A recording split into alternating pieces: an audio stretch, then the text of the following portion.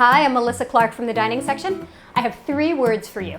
Hot, buttery, biscuit.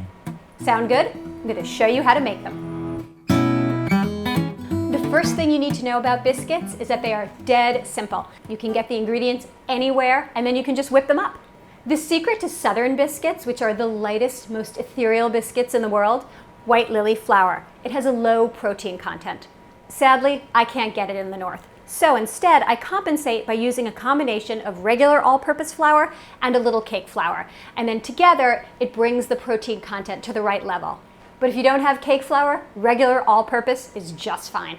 Then I'm going to add a little bit of salt, some baking powder, and some sugar. Use a whisk to mix it because this introduces some air into the flour mixture, which helps lighten it. And then just whisk until everything's evenly distributed.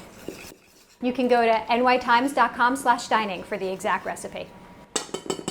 Some biscuit recipes use a combination of butter and shortening. Some use all shortening, some use all butter. I'm using all butter because I like the flavor the best. Make sure your butter is chilled. I cut this up earlier and then I put it back in the fridge so that it would get extra cold.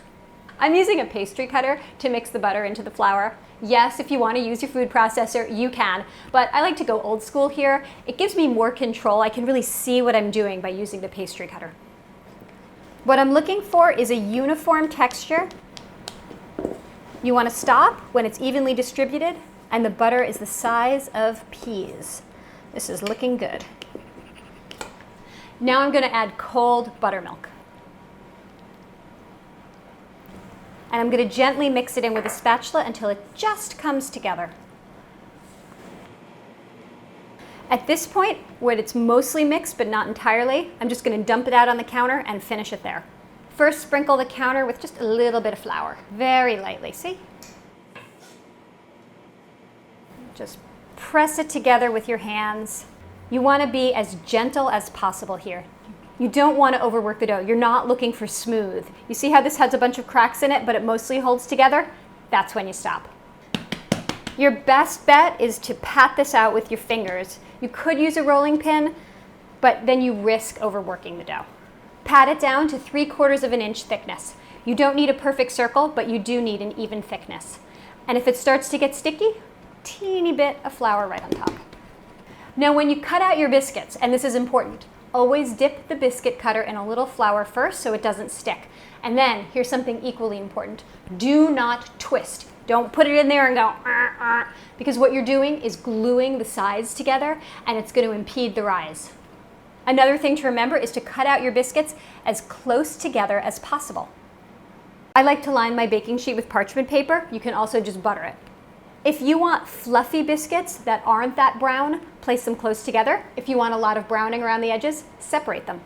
Do not re-roll the scraps. If you re-roll the scraps, you're going to get hockey pucks instead of biscuits. Instead, just push them together gently. These are not going to be the prettiest biscuits, but they should taste pretty good. And then, okay, I'm going to get one more biscuit out of this. I'm not even going to cut it. I'm just smushing it together in a round, and I'm going to plop it on the baking sheet. So these are the fancy ones for your guests, and these are the sloppy ones for your family. They'll all taste just as good.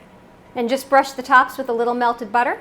You could also use milk or cream on top, but I say more butter is just better. So now I'm going to bake these at 425 until they're puffed and golden brown, about 15 to 20 minutes.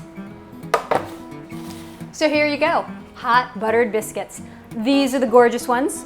These are the ugly ducklings, still just as delicious. I have 3 more words for you. Yum, yum, yum.